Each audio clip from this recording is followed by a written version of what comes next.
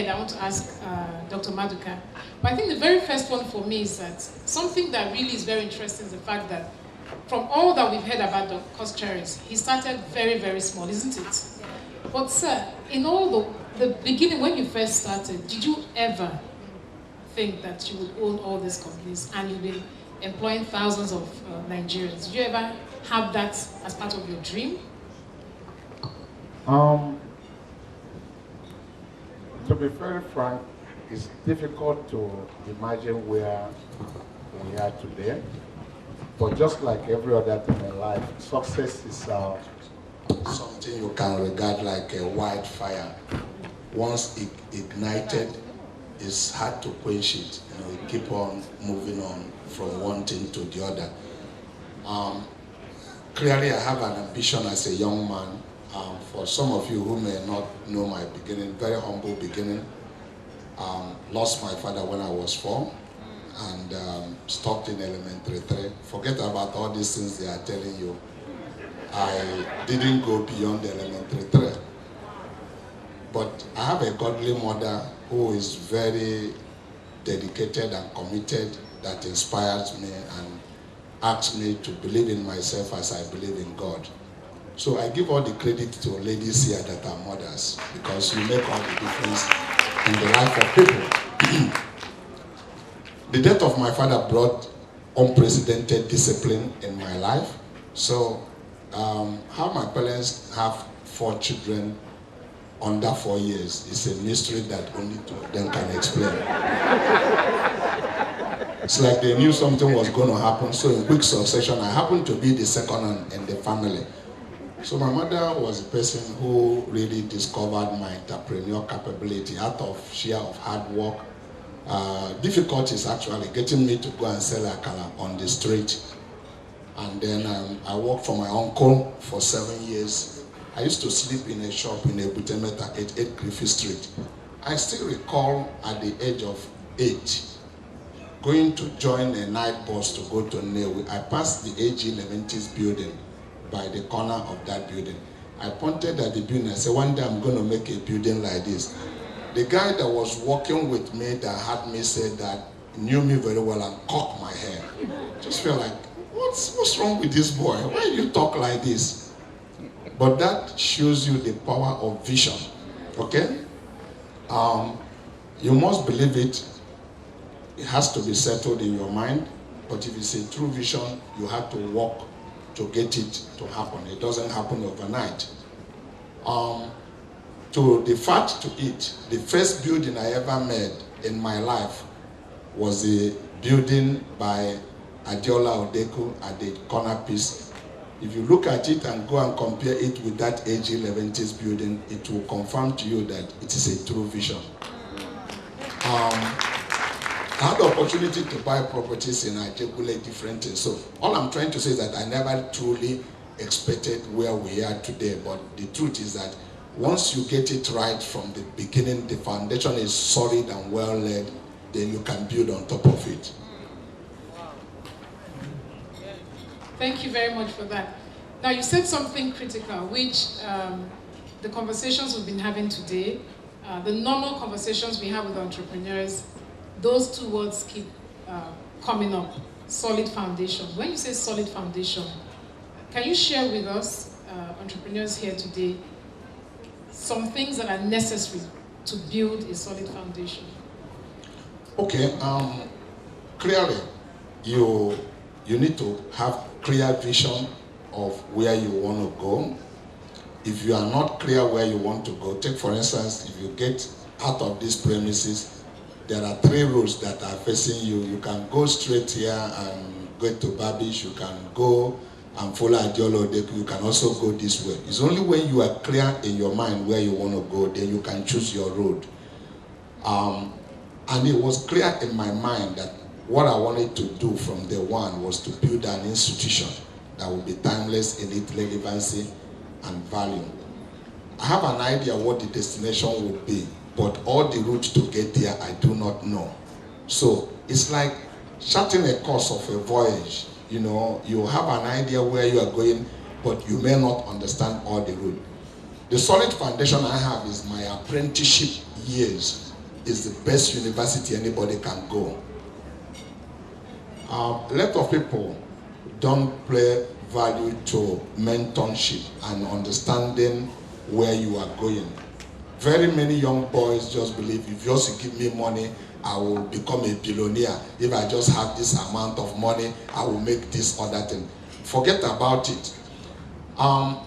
In real life, if you don't have knowledge and clear understanding where you are going, you will lose the capital to gain the knowledge, and people will say you learned in a hard way.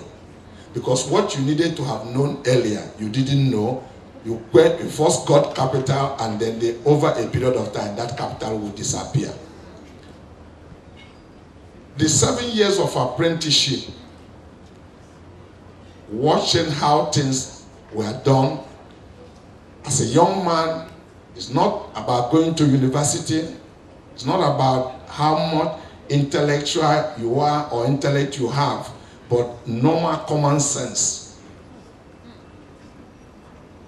That common sense is not as common as many people will always believe it is. It's called sixth sense, because it goes beyond the normal thing.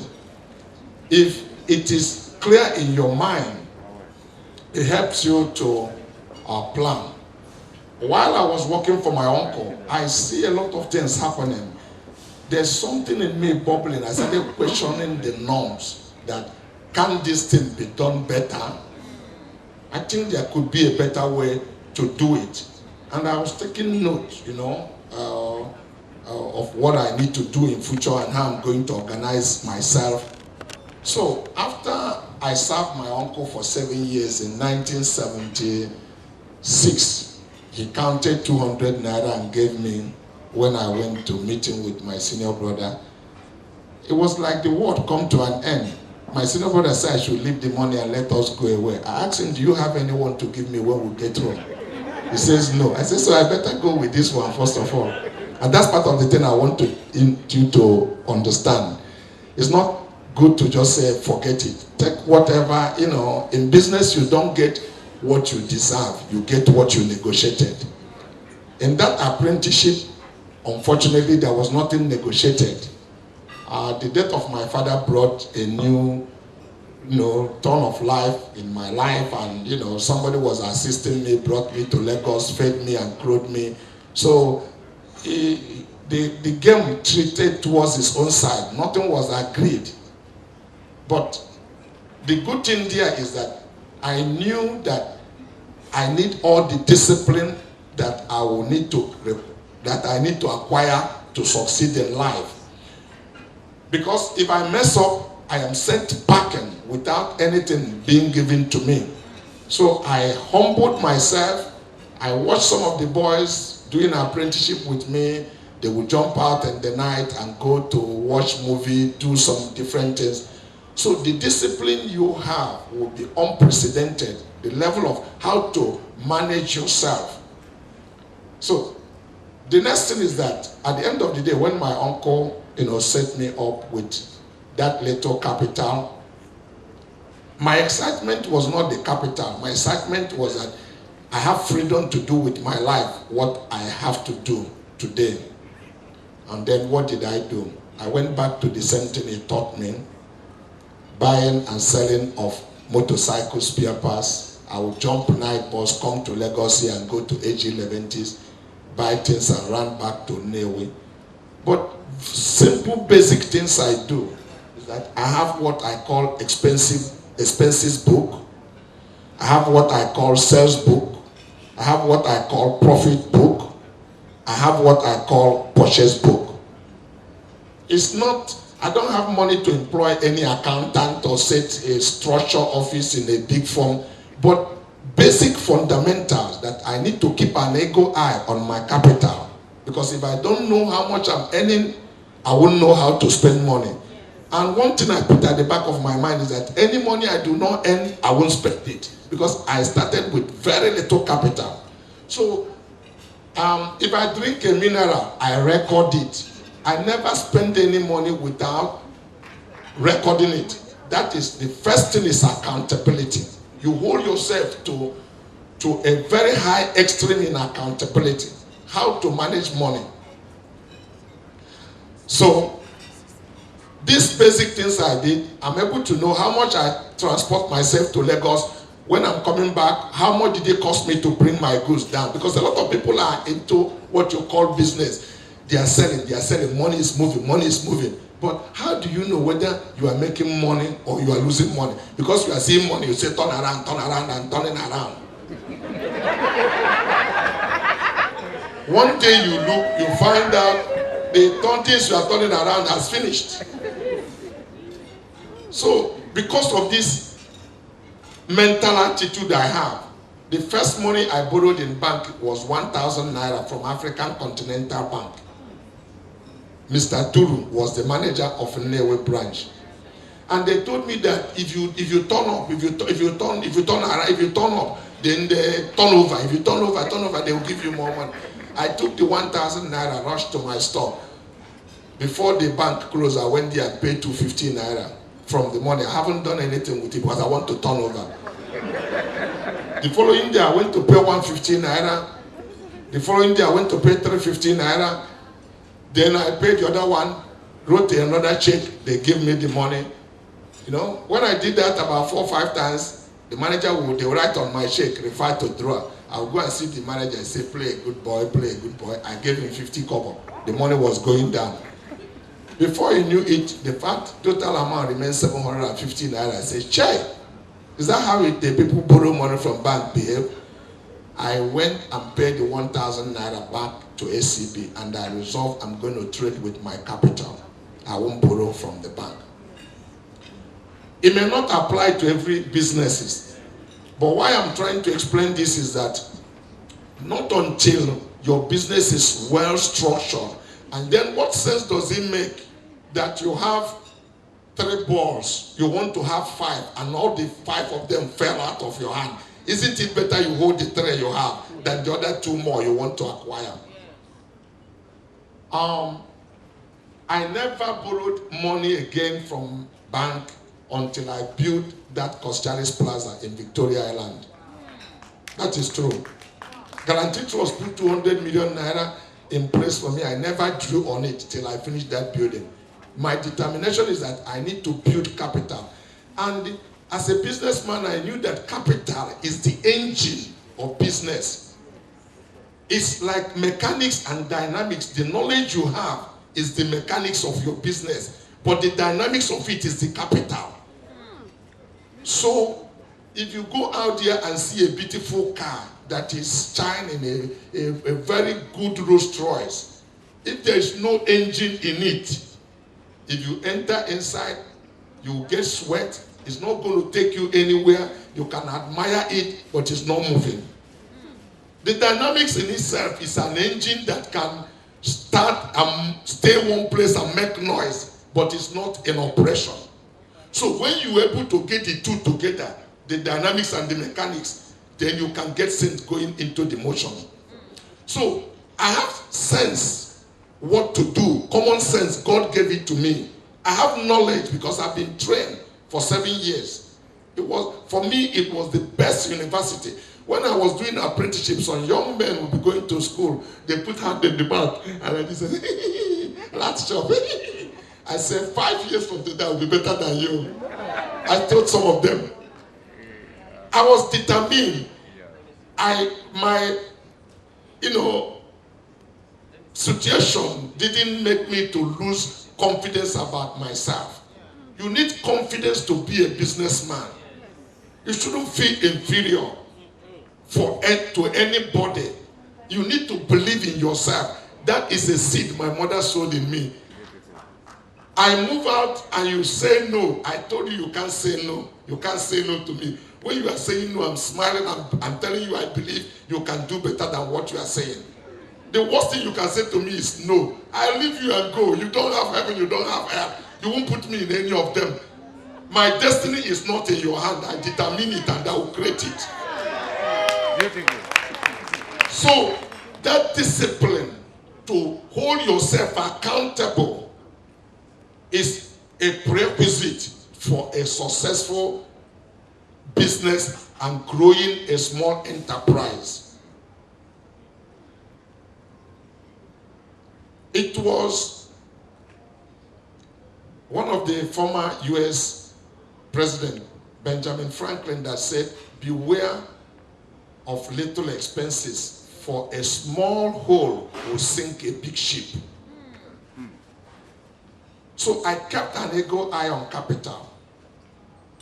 So when I come back, if I bought a merchandise and I sold them, I wrote every day. It's not maybe because I issue you a receipt for what you purchased. At the end of the day, I register all the things I sold. Then in the purchase book, I go there and check how much I purchased them. Then I see what the profit is. I end the day saying I ended today making 1,500 naira. So it's easy for me to determine that it's only 200 naira I will spend, or only 100 naira. And then I have another book where I said on Monday, 12th of August, I made 1,500. I record them like that. So in a month, it's easy for me to know that I've made only 70,000 this month, or I made only 30,000. If you don't possess discipline, you think you are in a hurry. There are other things that are more important you need to do. You will just be dipping and spending money, turning over, but you don't know you are going down. And it is hard for you to make a decision where people ask you to give them money. So I apply this, so I'm able to know when I can say I want 1,000. I was able to know when I want 5,000. And in this systematic way I grew up, I have what I call stock book.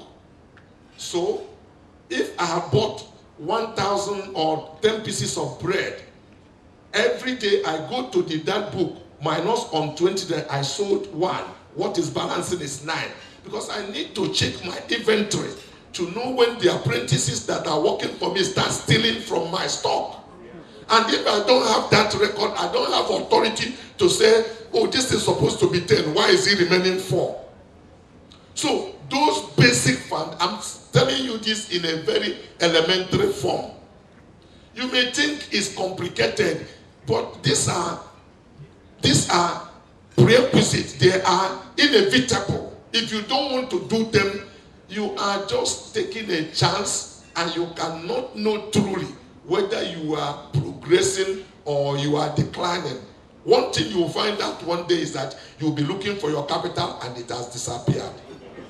Okay. Thank you very much, sir. Words of wisdom.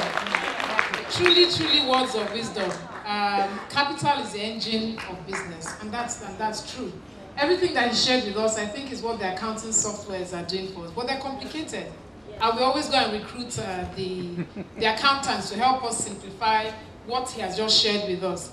I'm talking about accountants now. Brings me to another question. If we don't take loans from the bank, how do we expand? You started with trading, you have Coscharis Motors, Coscharis Beverages, Coscharis Medical, Coscharis Technologies, Coscharis Farms, and on and on and on. How do we expand? Because in the earlier session, we talked about difficulty in accessing capital. Please understand, it doesn't matter what business you are into. If you know what you are doing and you do it well, you will find the capital to do that business. Don't ever place capital ahead of knowledge.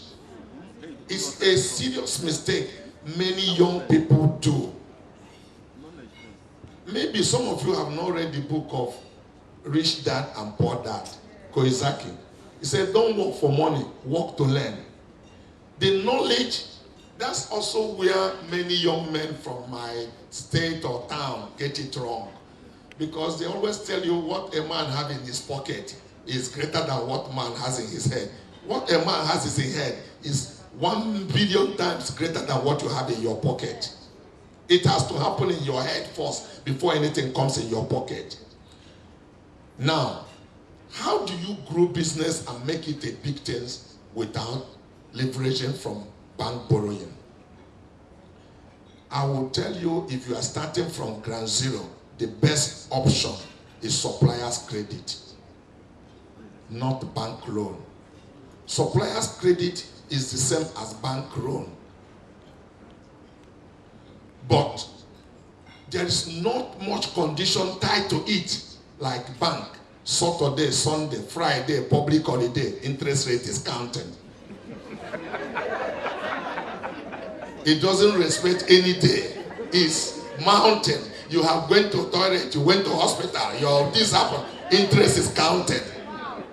Very easy. If you don't have a stable business that can sustain that, it's an easy way to commit suicide. Your hand is not up, your leg is not down. You are disappeared. I will only advocate and ask you to go for it. Because some of you will wonder, why am I talking like this? If you really want to know truly, I knew no business will thrive without leveraging in any form of support. But once you start doing well, support will come. Your customer, even without you asking him, he sees you are coming every week to purchase something.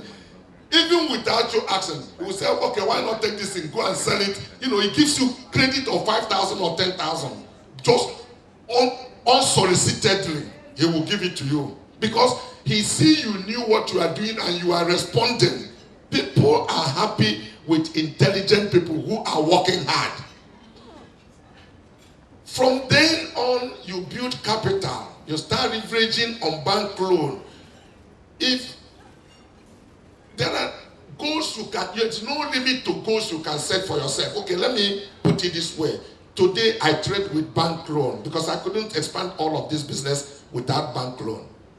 But initially, bank will ask me to bring my house, bring my bring everything I have as collateral, and they even look for my grandmother to sign.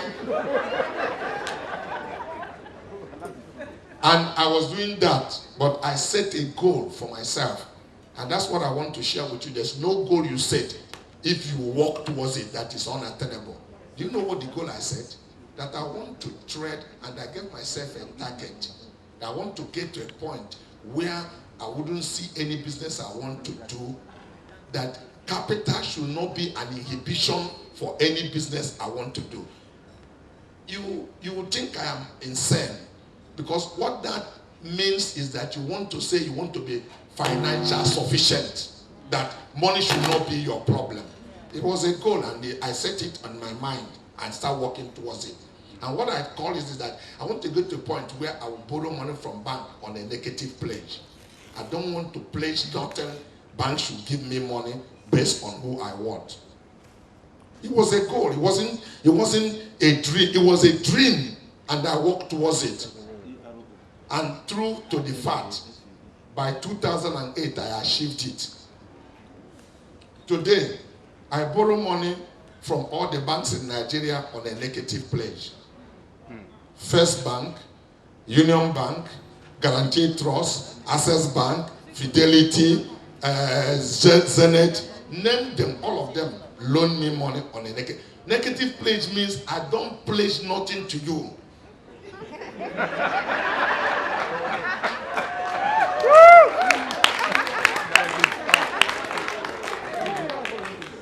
All my properties are with me, and I tell you, I won't pledge to another person without telling you. That is the pledge, and that's all. But how did it happen? Because if you follow the Bible principle that those who do not have, the little they have is taken from them, and those that have, more is given to them. You need to show strength. It's a game of strength. One time, Jimovia got me angry. I wrote one check and returned all the monies I borrowed. He came to my office at the Butemet at Masa. When he said, no, this never happened. That he never see a supply. No, that this is not. He said, when people get angry, then you started chasing them around. I say, I act opposite way. When I get angry, I pay you and walk away. I don't want to do business again with you. Now, I learned this from the Japanese. The Japanese were my mentors. The Japanese understand what commitment is all about. Commitment is not ordinary words. Commitment is that when you say you are going to do something, you will do it. And the only way you can say you will do it is that you will underrate yourself. Never overproject yourself. Give yourself some room to meet your commitment. Once you continue to meet your commitment consistently, you are hitting the mind of people that you are somebody to be trusted. The Japanese don't go to church like we in Nigeria, read Bible. They don't, their Bible is LC, their church is business, and they don't understand all of these things we are talking. So when a Japanese made a promise to you, if he cannot keep it, he will take his life. Before the fundamentalists start committing suicide, the Japanese have been committing suicide because they knew what commitment is all about. A man I have gone to lunch with at dinner, his name is Mr. Machishita. He killed himself. He took a knife. He will say, that's what I'm telling you to do. Just for, if you are not willing to kill yourself, don't make a commitment you cannot underwrite. Oh, some Nigerians went to Japan and they were going to Japan and said, I can't kill myself. The man said, please kill yourself because you promise. So I can't kill myself. He said, please kill yourself because you promise. So they are better to hear that your roof caved in and you keep a commitment than your roof caved in and you couldn't keep a commitment. So they taught me and I learned it and they opened themselves to me. When a Japanese trusts you, they will carry you to any level. They are like diesel engine. The Americans are gasoline. They are first to shut up, but they can't trust you to that level. And many of the young boys with me begin to wonder, where did I get all this capital? I was enjoying suppliers' credit because I proved myself that what I said I would do, I will always do. I'll give you a little example of what this commitment is all about. Recently, 3 years ago, or no, not 3 years ago, in 2011, I borrowed money from a bank. Because of this trust the bank has with me, I didn't sign any paper. Maybe you cannot understand it. Bank loaned me money without signing any paper. In the process, that transaction went bad. What is involved was 21 billion naira. I have preached commitment all my life. I have told people that I am a man of integrity, but I've never been subjected to such trial. Everybody in my office said I will not sign that paper. Because when it got bad, now the bank wants me to sign. It was a big issue, truly, to the fact I was subjected to trial. And I could have walked away from that transaction. And it's not like I have 21 billion anywhere to pay them immediately. And we debated it. They said I will not sign. But something told me within myself, this is what you have spoken about all your life. It's immoral to fool around with a young lady. But it's worse when you have fooled with the young lady, you come out and say that lady is very, very loose. If you know she's loose, why did you touch her? She just walked away and leave her alone. Because it's just people not accepting responsibility. Okay? You know, I can walk away from that transaction. And because if the bank talk, I say, where did I sign? What is the transaction? Show me the underlying documents. It will be their words against my word. And they cannot prove anything. We can debate it anywhere in the world. I prayed and I told God, this is what I believe. If I perish, I perish. I asked them to send me the documents. And I signed that documents against the board and management of my organization. I went home that evening. I jumped up. I said, I won. I won. My wife said, what did you win? You won lottery. I said, I won. I won. I won. I was happy. He said, what did you win? I said, I signed that paper. He said, you signed? I said, I signed.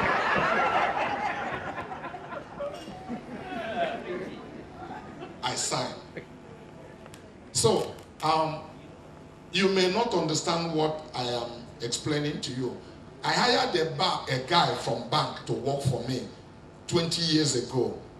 And when he started working for me, exchange rate moved from 20 naira, I think under Jaconde or something, I don't know who was in charge then, 20 naira to 88 naira in one day.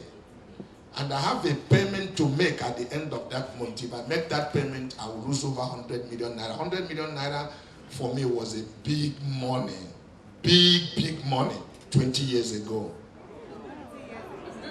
Okay? Okay. No, let's get it straight. No, it was a big money that I think you can understand.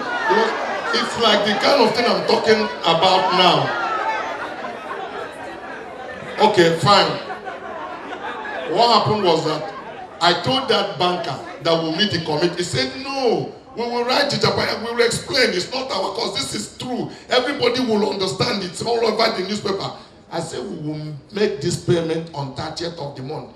He said, we must not miss a date of payment. If we agree we will make payment on this day, we will do it that day, regardless of anything that happened. So, it's about the values you want to keep in your company to be known. Today, BMW, Jaguar Land Rover, Ford Motor Company of United States of America, all of them trade with me under open account. Wow. I didn't pick it on the street. I work for it. Don't make mistake. I didn't pick it on the street.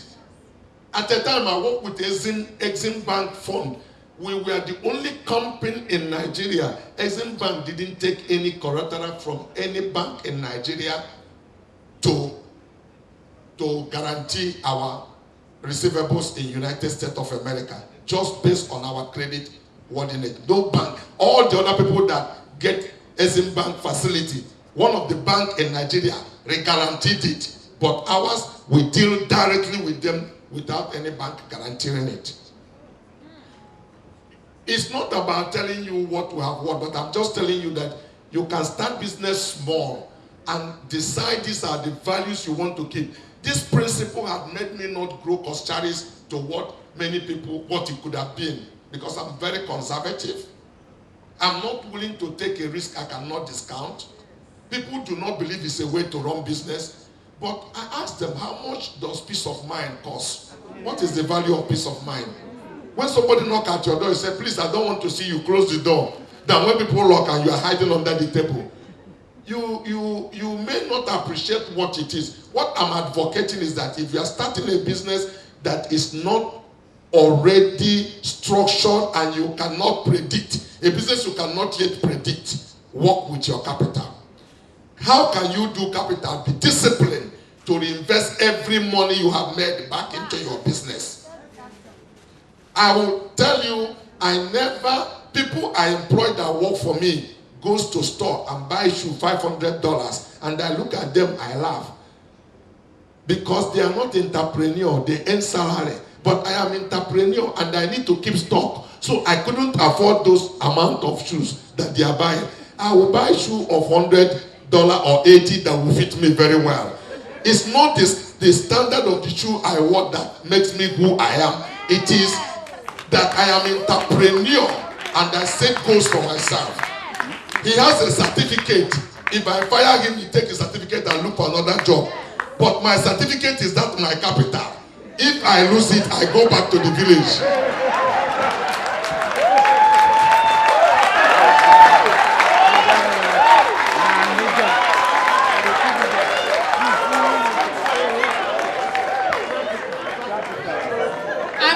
Note, I think it's a good time to open the floor for questions. If not, it looks like we'll still be here soaking up from his experience. We must have questions that you want to direct questions you want to ask. I'm not for democracy. What you know about it's a conversation. And a conversation means he's talking to us. We're also asking him. There's some of us here that actually came from out of Lagos. We have a couple of entrepreneurs that came from Kaduna.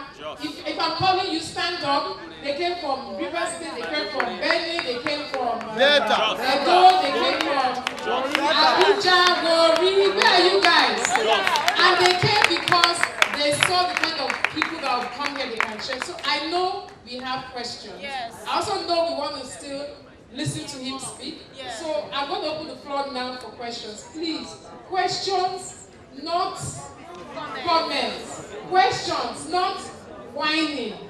Questions straight to the point, because we still have another great entrepreneur who is coming right after Coscharis. So, yeah, okay. So please, I want to ask you, sir, how do you do your corporate governance in all of this? You have a thriving industry. Your empire is growing. My question is, how did you pick your team, your staff? What did you look for? Because obviously you have a river to pick fishes from. How did you get the winning team? Sir, I thank you for your talk. Concerning the credit thing you're talking about, I actually have experienced it as well. But I want to know, does it still happen now that we can still get this credit from our suppliers abroad?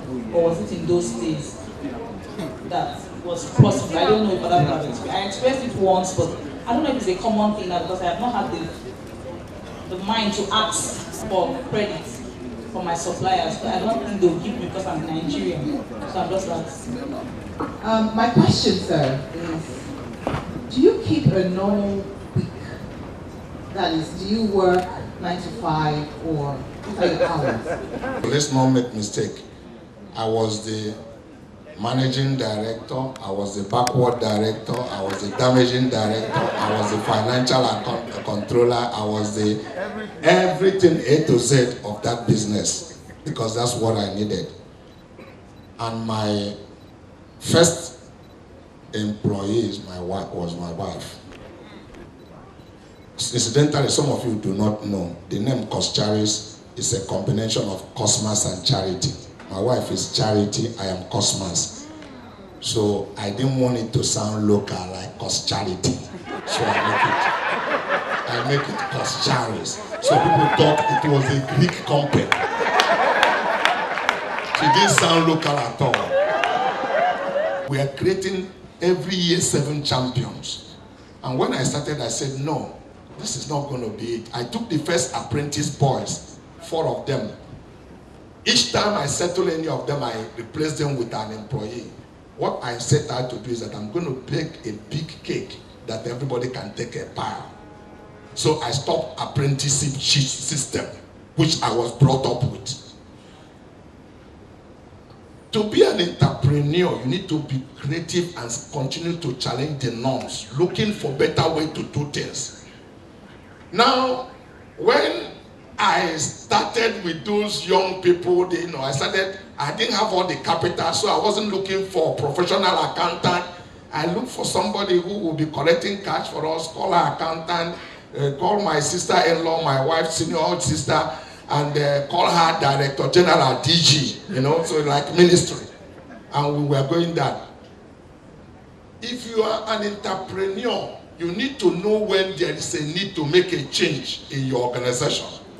Today, we are very professionally structured. One of the most challenging things I faced was when I wanted to make that change. With all those level of people I employ that all hang around me and want to hell in my coat and say, hey, Bishop. When we wanted to set system and processes to run the company, I met heavy resistance. So, when you want to grow a company to a certain level, you must understand your limitations and look for experts to come in. This is when I started, but you don't need to do it from day one because you don't have financial capacity to take it. So when I got to that position, as an entrepreneur, I knew I have to make this change now. That is the only way I can move forward. And then getting other people to ask, because initially it was like there's a parallel group. All these people, they speak grammar. Where we are there, we have built Coscharis, they come to chop the money where they here. But where we have arrived, if those people did not come, we will not go anywhere. Because everybody held me every day, stand around me and just say, yes, I'm man, and then just one man champion. The company would have grew and died in my head. But I knew we need to make a change. Now your corporate strategy is the most important thing in your organization. Your corporate strategy, when you start growing in a structured manner, if you get it right, will give you 20 years advantage against your competitors. If you don't get it right, then you will see your capital, it will eat. If you get it right, the first thing that happens is that you have the right strategy, then that right strategy will develop again to the next. It's not the product that is important. It's not the product that is important. It's not any other thing but the strategy. Your corporate strategy. In fact, we just finished on Friday, having a 5 years strategic plan with KPMG where we want Coscharis to be in the next 5 years. Because we continue to set goals for ourselves and break it. So today, we are truly, truly well-structured organization. In our company, I head the team, the board of the group. There are so many subsidiaries today under our group. Then we have our group managing director. Then we have we're hiring a chief operating officer that will house our suppliers,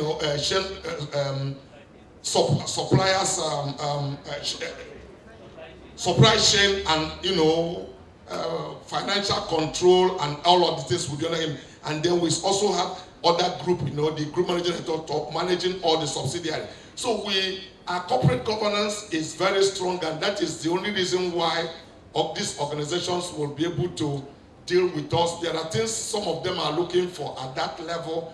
You need to put all of those things in place. So, but you won't do it from day one. You need to start.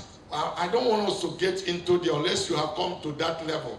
And if you get to that level, then we can discuss more detail on it. But I'm just giving you the elementary things that they require to take business off the ground. Because it's like running a business is like aviation. Anyway, because I can run now and start giving you another story. So let me take the next question. Can we still get credit? Why not? Still today. In Coscharis, we still give credit to our customers, and they don't come and beg us and crawl on the ground for us to give them credit. Because of experience we have had, we've tried to help some of them to structure their organization, give them certain things to do. But I can also tell you today, there are some customers we deal with that only thing we require from him is, look, we don't require any collateral from you. We can take some risk from you.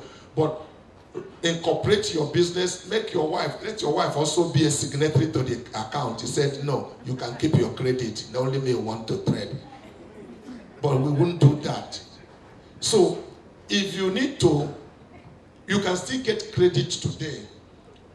Depending on who you are working with, if you continue to show constant appearance in patronage over a period of time, the person, you can discuss with him. You don't ask outrageous things. Start from first step, small thing first, and show credibility from that first thing. Don't ask for credit of 1 million when your turnover is 500,000. Nobody will give it to you. Ask for credit of 5,000 when you are giving a man a turnover of 100,000. He will give it to you. He can discount 5,000 and tell him you will pay him on Wednesday next week. Tuesday, pay him. Don't wait till Wednesday. Then ask him for 10,000. If he give it to you, tell him you pay him on Friday. Thursday, pay him. You won't ask him again. He will give you 30,000 credit. And if you keep that payment, he will give you more. These things work. It's a mind game also. It's not just words. It's action. But you need to prove you are credible. Nobody wants to give you credit without proving your financial capacity. Today, for me to give you credit, if you are making a turnover 100 million from us, we won't give you credit more than 10% because we assume with turnover of 100 million, you have your stock which is owned by you. If you are making mistake, we can catch something that we can hold, that we can recover 10 million naira easily. I won't take more than 10 million naira risk with you. But once your turnover goes to 500 million, 1 billion, I start trusting you. And you get to a point, before you know it, I get loose with you. It's natural. Because I also want to sell my goods. I have more thing I want. I'm looking for a way to give it out. And I see you have a capacity, you have customers to reach out. When I started credit before, all I asked my suppliers that I won't pay them until after 15 days. When I master 15 days and they knew constantly I keep 15 days, I started asking for 30 days. From 30 days, I started asking for 45 days. Today, you'll be surprised. I get credit today up to 270 days payment terms. Minimum I ask today is 45 days. People told me Chinese don't give anybody credit. You must pay deposit before. I'm trading with Chinese today. They still give me 120 days payment terms. But I didn't start from it. You need to start paying and show you are credible and show evidences of the people you have dealt with before. Your track record. One guy wanted to, I think it's a bank that wanted to get a referral from one of my supplier in Japan. The reference they gave to him is that my payment arrived like Shinkansen. Shinkansen is Japanese express train that you don't know when it's going to arrive. But when it's 10 o'clock, you don't see, 2 minutes to 10, you don't see it. By 10 o'clock, it's there on the spot. Bam.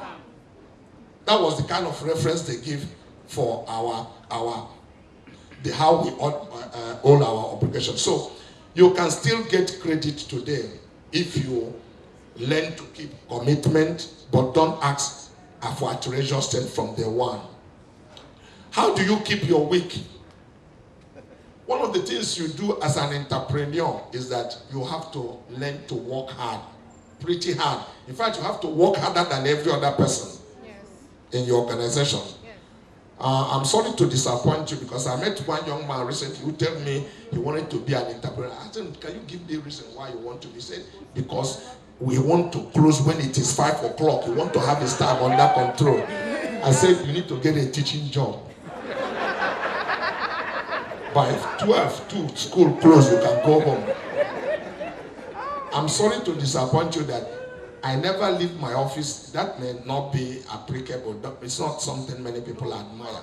But frankly speaking, I still never leave office today earlier than 10 o'clock, 11. Yes. I got to my home this morning about 2 a.m. Yesterday, I left office at 12:45. I wouldn't advise you to do that, but I started it when I was young. If you haven't somersaulted when you are young, if you start somersaulting as an adult, you get a spinal cord injury.